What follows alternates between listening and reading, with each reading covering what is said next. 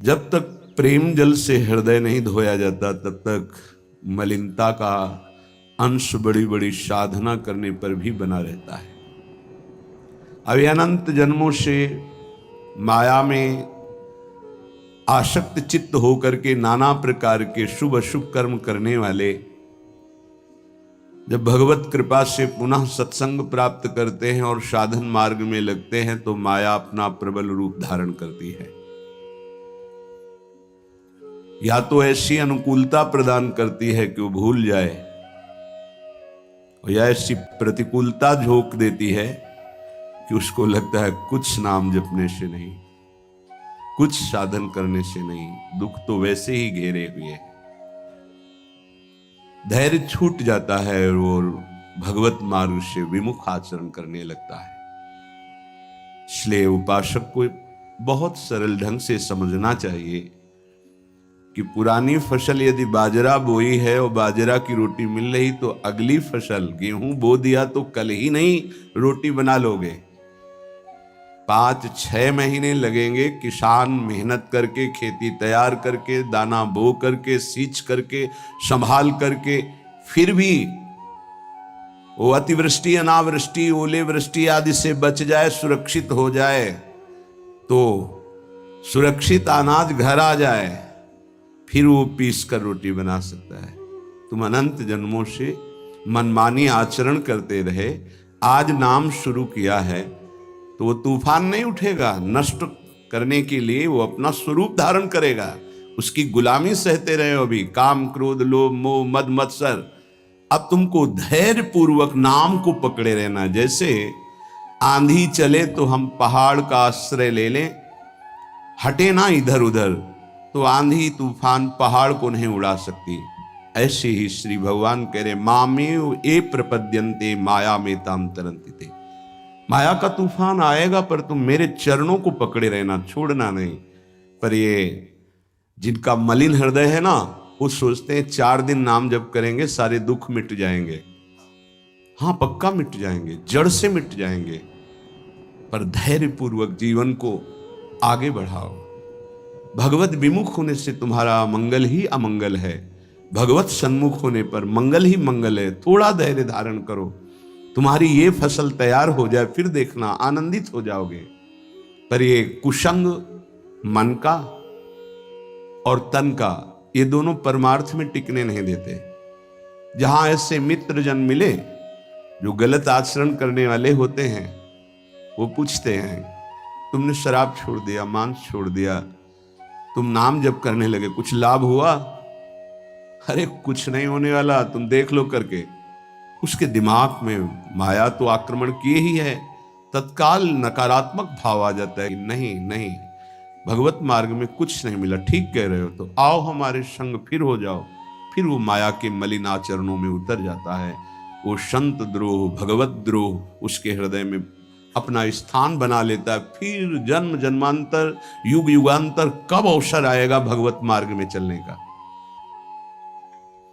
इसलिए जिनको सत्संग मिला है, जिनको नाम जपने का सौभाग्य मिला है, उनको बहुत धैर्यवान होना पड़ेगा।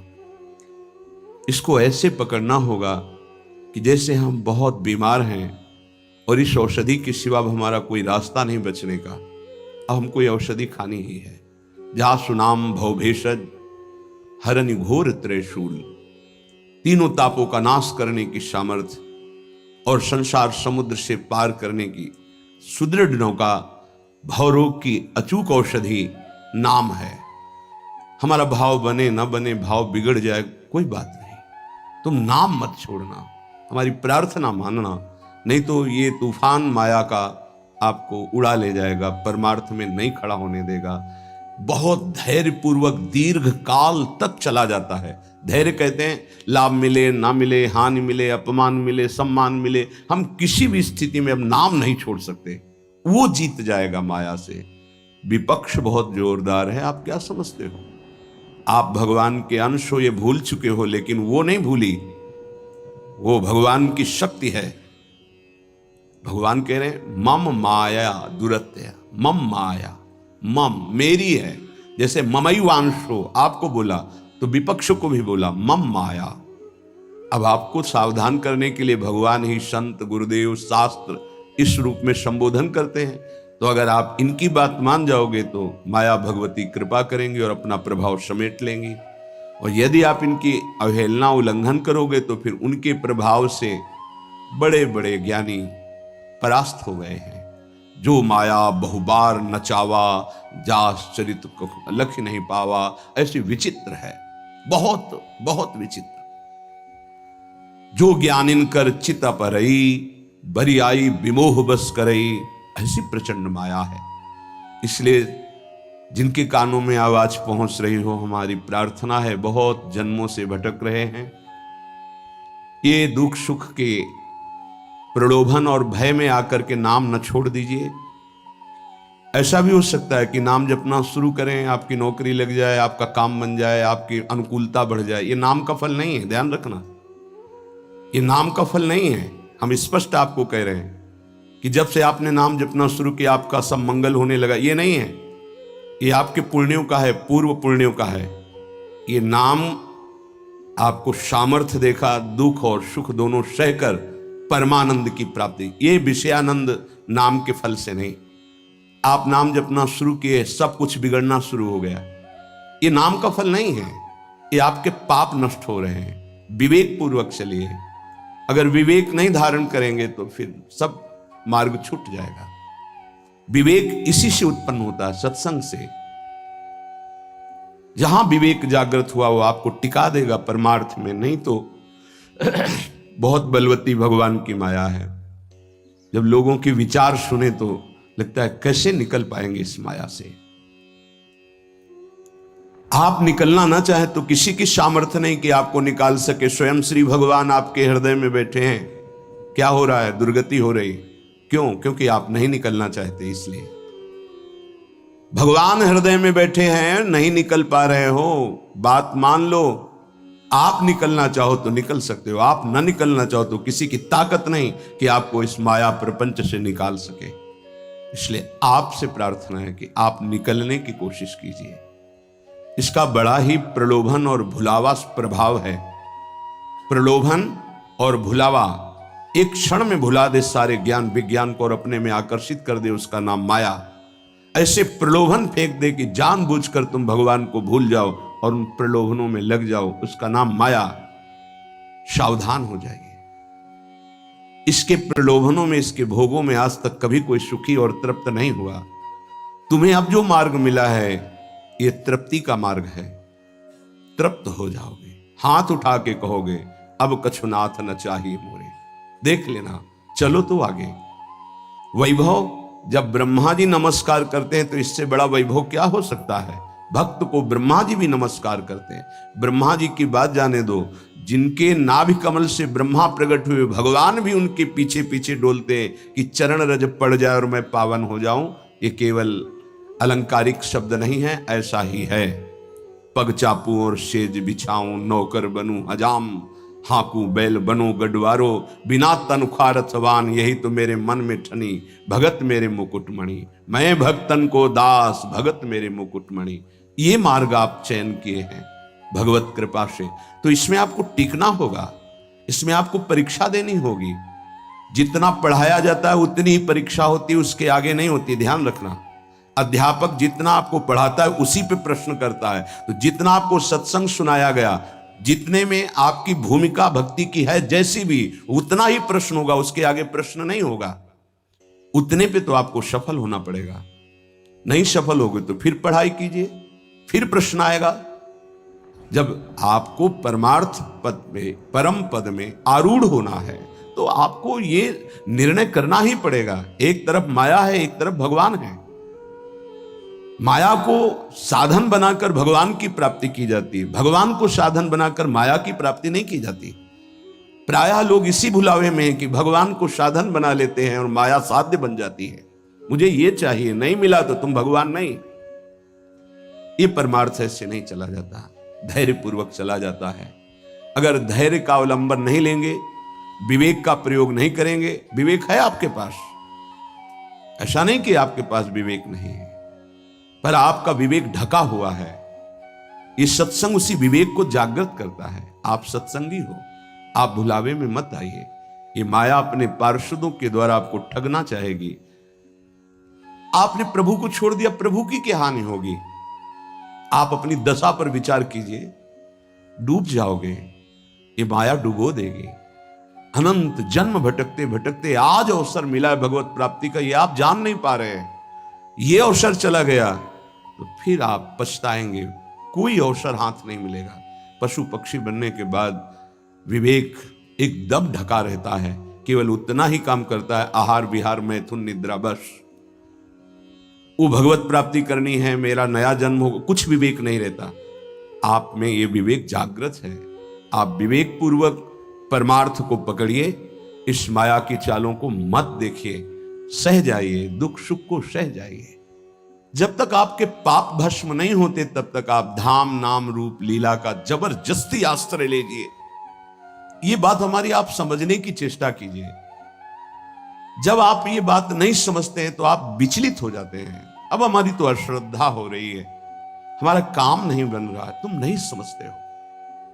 एक साथ सब काम बन जाएंगे, एक सेकंड में बन जाएंगे, बस तुम धैर्य रखो। जब तक तुम्हारे पाप नष्ट नहीं होते तब तक तुम धैर्य रखो, फिर आगे का रास्ता तुम खुद भाग पड़ोगे प्रभु की तरफ।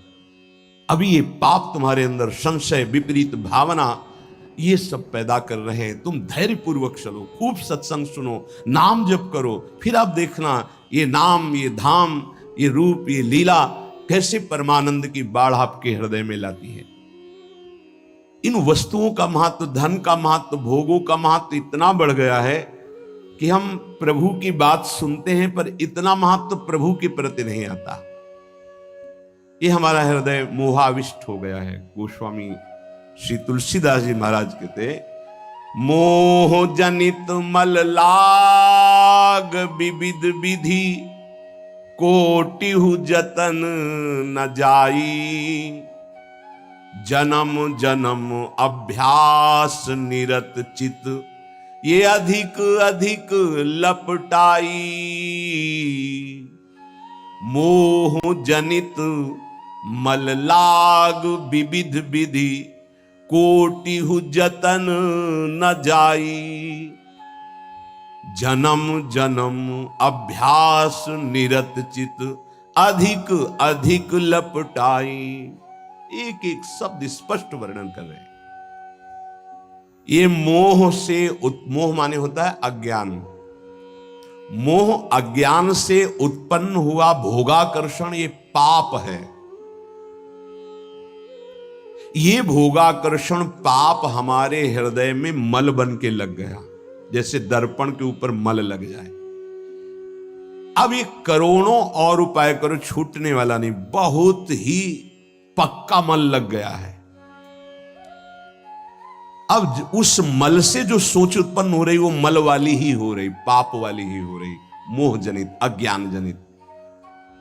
ये पापाभ्यासी मन और इंद्रियां जन्म जन्म अभ्यास निरत चित्त, चिंतन करने वाला चित्त, मनन करने वाला, संकल्प विकल्प करने वाला मन, एक ही चार रूपों में वर्णन है। निश्चय करने के कारण बुद्धि, स्वीकृति के कारण अहंकार, अज्ञान के कारण, मोह के कारण ऐसी कामना वासनाएं हुई जिससे जन्म जन्म पाप होते रहे। पाप हमारे हृदय में ऐसे मल रूप से चिपक गया कि सही बात दिखाई नहीं दे रही। जैसे दर्पण साफ करो तो अपना सही स्वरूप दिखाई दे, अब वो मल लगा है तो दिखाई नहीं दे रहा। अब जितने विचार हो रहे हैं वो मल वाले हो रहे हैं। अब निर्मल वाणी उसको समझ में नहीं आएगी। संत महात्मा शास्त्र गुरुदेव, इनकी निर्मल वाणी उसके अंदर क्यों में प्रश्न संशय, क्योंकि मल है। जन्म जन्म अभ्यास इसी मल का किया है। अधिक अधिक लपटाई, जहां छुटाने का अवसर मिला मानव देह में, वहां और पोत रहा है ऊपर से पाप रूपी मल अपने हृदय में। नयन मलिन पर नारी निरखी, मन मलिन विषय संग लागे, हृदय मलिन वासना मान मद, जीव सहज सुख त्यागे। आंखें मलिन हो गई, कैसे प्रभु को देख पाए? नहीं देख पाए। संत दर्शन, भगवद श्री विग्रह दर्शन ये भी नहीं हो पाते। देखते हैं मलिन हृदय है ना, वो देख ही नहीं पाते। देखते हैं प्रभु के सामने गए, प्रभु में आंख नहीं मिला सकते, वो इधर उधर का विषय सामग्री देखी, दोष दर्शन किया, चल रही है।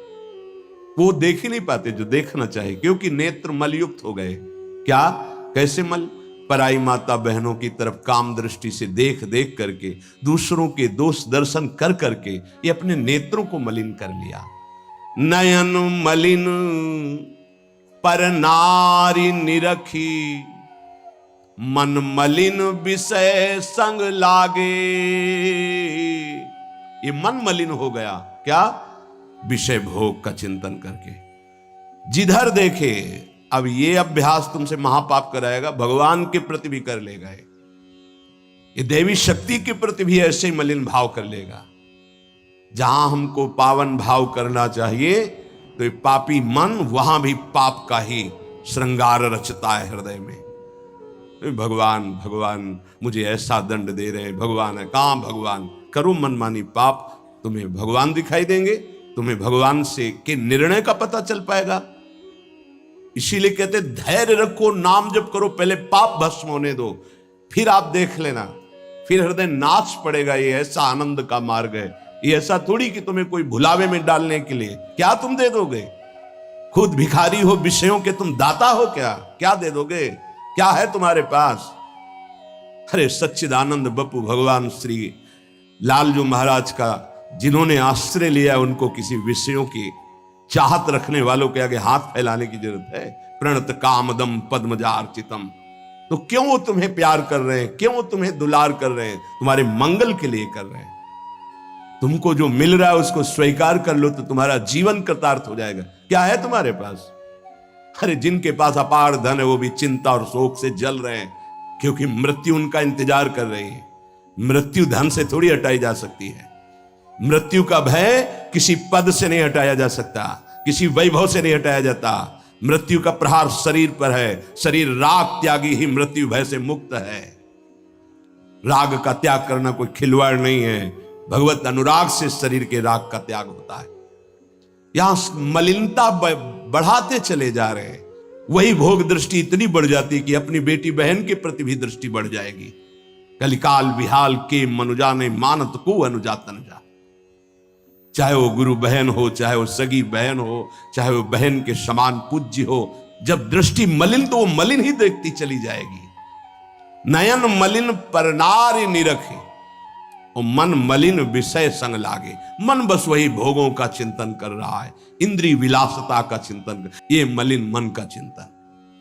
हृदय मलिन वासना मान मद, जीव सहज सुख त्यागे।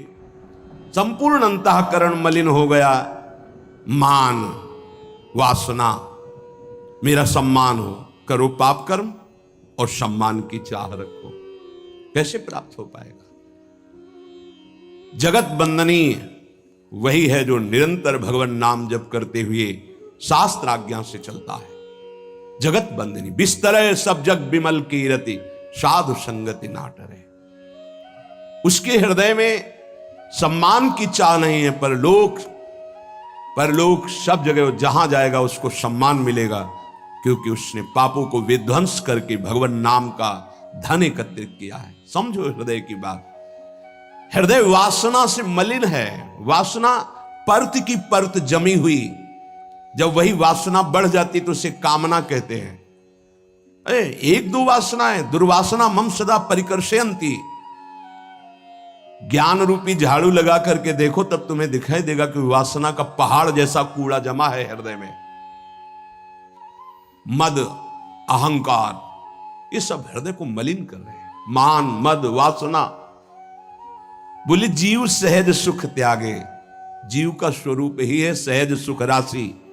उस सुख बिंदुओं में भागकर पाप कर रहा है, अगर लौट आवे पाप नष्ट हो जाए तो वो खुद आनंद स्वरूप है, उसे किसी आनंद का अभाव नहीं है।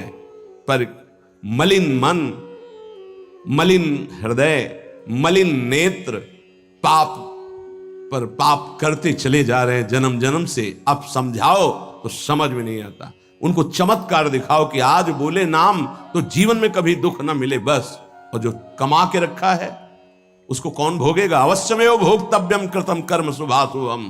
तुम्हारे जपने ना जपने से प्रभु में कोई फर्क नहीं पड़ता, तुम में फर्क पड़ जाएगा। अगर भगवत विमुख हुए तो ये भी जन्म नष्ट हो जाएगा, तुम्हारा अहंकार काम नहीं करेगा। अभी मानव देह मिला, कर लो थोड़े दिन अहंकार, इसके बाद पता चल जाएगा। इसलिए अहंकार छोड़ो, शास्त्र आज्ञा, संत आज्ञा, गुरुजनों की आज्ञा का पालन करो, जिससे तुम्हारा हृदय महान हो जाए। उस महान को प्राप्त करने के लिए हृदय महान चाहिए। तुम्हारा स्वरूप ही है आनंदमय। जीव सहज सुख त्यागी, सहज सुख राशि। तू अपने को नहीं जान पा रहा, इसलिए देह भाव से पापाचरण कर रहा है। पर निंदा सुनि श्रवण मलिन भे, बचन दोष पर गाए। सब प्रकार मल भार लाग, निज नाथ चरण बिसराए। गोस्वामी जी कह रहे, मेरी श्रवणेंद्री भी मलिन हो जाती जब हम दूसरे की निंदा सुनते हैं। और ये बहुत अच्छा लगता है, जब किसी की निंदा हो रही हो तो सुनने में ऐसा लगता है जैसे कोई उसे राज्य पद मिल रहा हो। अरे सावधान रहना चाहिए। दूसरे की निंदा सुनने मात्र से उसके सारे पाप हमारे ऊपर आ जाते हैं। कहीं परनिंदा हो रही हो तो वहां का सिद्धांत है, कान में अंगुली डाले, राधा राधा, कान में इसलिए कि अब दोबारा शब्द ना पढ़ पावे, और वहां से खड़ा होकर चला जाए। यदि सभा में किसी की निंदा हो रही है और वहां आप बैठे हैं तो आपको वैसे ही अपराध लगेगा जैसी वो निंदा कर रहा है, या उसका विरोध करे। जैसे शिशुपाल श्री भगवान के लिए मलिन शब्द उच्चारण कर रहा था, भीष्म जी खड़े हो गए, महाभागवत है,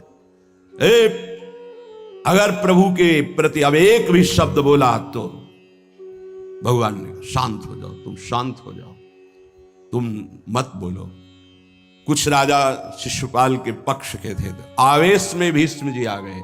अगर श्री कृष्ण को कोई एक शब्द भी बोले, मेरे आराध्य देव, पूरी सभा के ऊपर पैर रखता हूं। अर्थात हर वीर को ये मैं कह रहा हूं कि अगर श्री कृष्ण के विपक्ष में कोई बोला तो मैं रौंद दूंगा। केवल मैं भक्त ही नहीं हूं, मैं महाबली हूं। त्रिभुवन में कोई ऐसा जोड़ नहीं जो भीष्म अपने स्वरूप में आ जाए। और फिर उसे वही भीष्म जी जब अधर्म के पक्ष में खड़े हो गए, पांडवों के विपक्ष में, वही भगवान पांडवों के पक्ष में तो दंड मिला, 6 महीना बाणों की शैया पर पड़े रहे। अधर्म के कारण परास्त हुए ने। ऐसे महावीर महाभागवत को कोई परास्त कर सके, असंभव।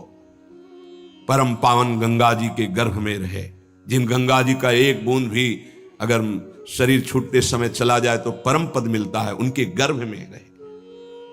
अगर अधर्म का पक्ष ले लिया गया, अधर्म हो रहा है, सभा में बैठे हैं, तो उसी समय तेज नष्ट हो जाएगा, पुण्य नष्ट हो जाएगा, पाप का भागी बनेगा। जैसे भीष्म जैसे महापुरुष को भी बनना पड़ा। सभा में उधर ही बैठे और वहीं ही महाभागवतों की निंदा और अपमान हो रहा है। खड़े होकर चले जाना चाहिए, जैसे विदुर जी खड़े हुए और छोड़ दिया, आज के बाद तेरा अन्न नहीं पाएंगे। दुर्योधन इस सभा में नहीं आएंगे। जिस सभा में धर्मात्माओं की निंदा हो, सभा का त्याग कर दे। एकांत उसकी झोपड़ी बनाकर रहना पसंद, भिक्षा मांग के खाना पसंद, अधर्मियों का अन्न नहीं, अधर्म सभा का सेवन नहीं। तो भगवान विदुरानी जी के घर गए थे। पर निंदा सुनि श्रवण मलिन, बचाना चाहिए श्रवणेंद्रिय को। जहां किसी की निंदा हो, अब तो शौक है इस बात का, निंदा करने का और सुनने का एक व्यसन है। अपने को बड़ा अच्छा साधक मान लेना, दूसरे को हे मानकर उनकी निंदा करना, ये क्या कर रहे हो? अपने जीवन को गर्त में गिरा रहे हो। पर निंदा के ते आवत नहीं कछु हाथ, मूर्ख पर्वत पाप को ले चल अपने साथ। बचन दोष पर गाए, दूसरों की विषय की चर्चा करने का समय कैसे मिलता है लोगों को?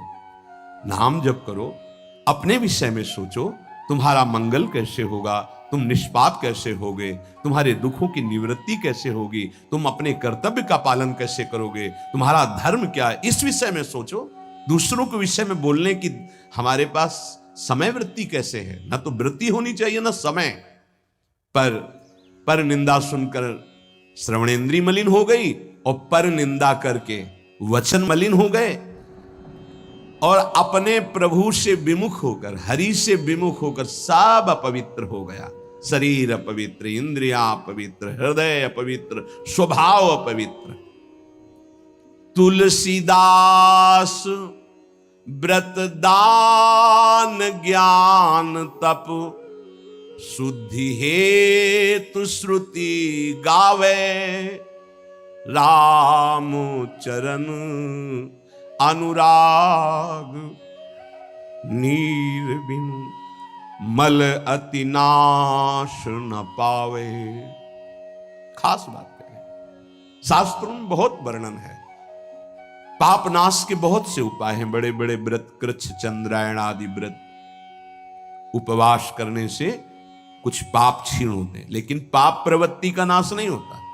शास्त्र ज्ञान भी पाप निवृत्ति का उपाय है, तपस्या भी, बड़े उपाय शास्त्रों में वर्णन किए पाप नष्ट का। गोस्वामी जी कह रहे भगवान के अनुराग के बिना, भगवत प्रेम के बिना जड़ मूल से हृदय निष्पाप नहीं होता। पाप की जड़ है प्रवृत्ति, वासना, कामना, तृष्णा, स्पृहा, इनका जड़ से नाश हो जाता है जब हृदय प्रेम से द्रवित। अपनापन जब प्रभु से होता है, मेरे प्रभु, जहां हृदय में द्रवण क्रिया हुई, आंखों में अश्रु बहे, वो जो पवित्रता होती है, मम भक्ति युक्तो भुवनम पुनात, लोगों को पावन करने की सामर्थ्य उसमें आ जाती है। ये अनुराग प्राप्त करने के लिए मानव देह मिला है, हरि अनुराग। प्रेम प्राप्त करने, कहां प्रेम लग, जरा सी बात हमारे प्रतिकूल हो, हमारी गुरु निष्ठा, भगवान निष्ठा, पता नहीं कहां माया किस कोने में कर देती है कि उस समय में हम केवल उस सामने अनुकूलता को देखते हैं, प्रभु को नहीं देखते, प्रभु के विधान को नहीं देखते। ये नहीं समझ पाते कि हमारे सामने प्रश्न उपस्थित हुआ है, अब हमें अपनी इष्ट निष्ठा, गुरु निष्ठा को परिपक्व रखना है। साधन में उन्नति अपना पुरुषार्थ और गुरुदेव की कृपा, भगवत कृपा दोनों चाहिए।